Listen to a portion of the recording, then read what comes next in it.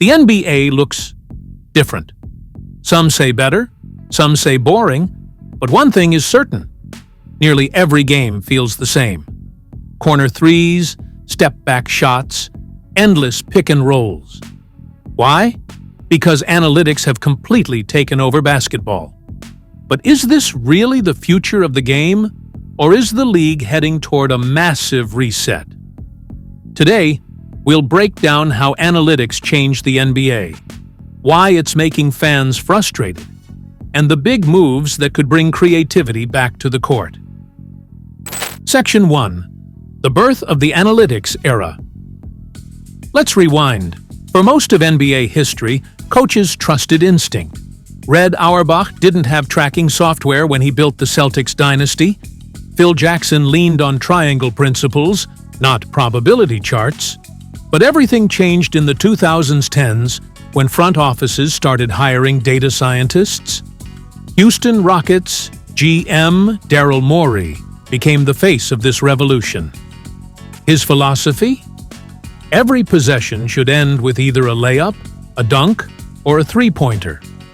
Nothing else made sense mathematically. The Rockets went all in. They fired mid-range shots out of their playbook. They turned Clint Capella into a lob machine. They gave James Harden the freedom to launch threes in volumes never seen before. And here's the crazy part. It worked. The Rockets won 65 games in 2018, came one win away from beating the Warriors dynasty, and proved analytics could maximize efficiency. Other teams noticed. Quickly, the league turned into a copycat system. If Houston could nearly dethrone the Warriors with numbers, why shouldn't everyone else do the same? Section 2. Tracking tech and player data explosion. Behind the scenes, NBA invested in technology like SportVU and Second Spectrum. Every dribble, every cut, every rotation could now be tracked in real time. Coaches didn't just see film, they saw heat maps of where players scored most often. Defensive coverage efficiency, even fatigue patterns. This flood of data convinced franchises to play by the numbers. Why take a contested two when the chart shows your efficiency drops 20% outside the paint?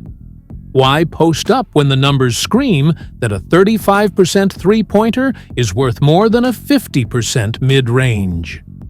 Suddenly, the game started narrowing down.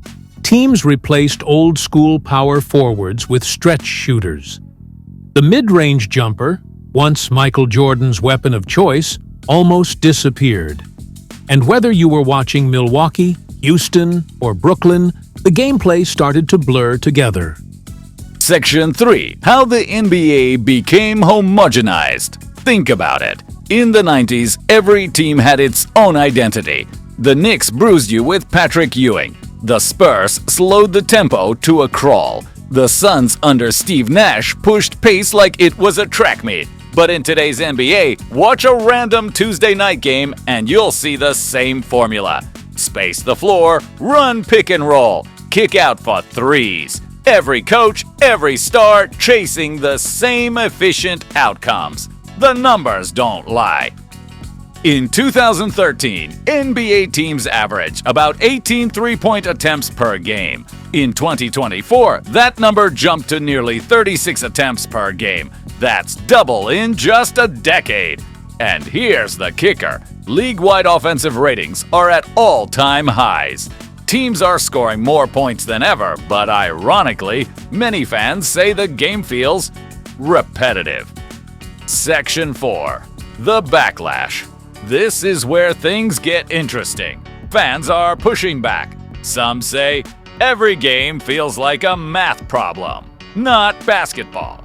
Former players like Charles Barkley constantly rip the three or bust mentality.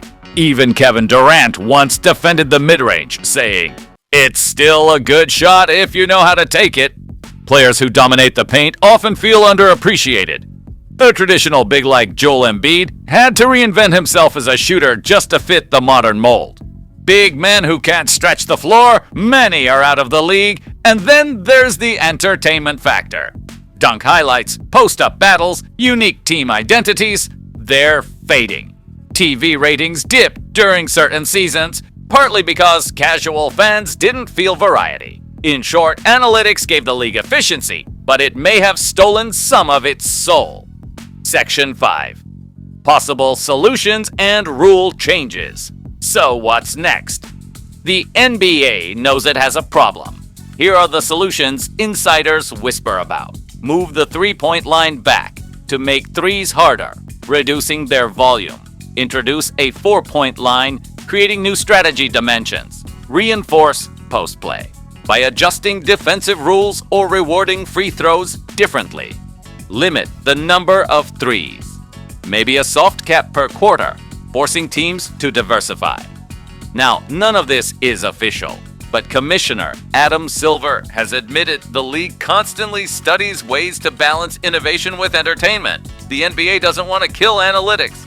It wants to make sure the game still feels fun and unpredictable. Section 6. Why this matters for the future.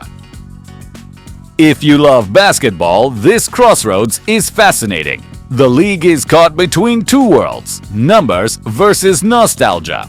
Analytics prove efficiency wins, but fans crave style, diversity, and rivalry.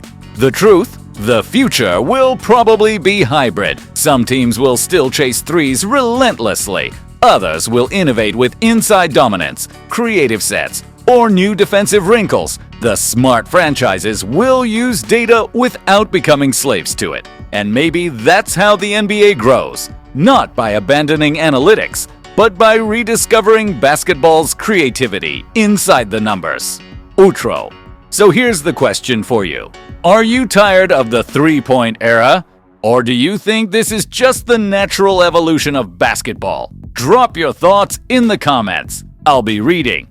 And if you enjoyed this deep dive into the NBA's analytics trap, make sure to smash that like button, subscribe, and turn on notifications. We've got more untold NBA stories, player profiles, and hidden history coming your way, because the NBA isn't just about the box score.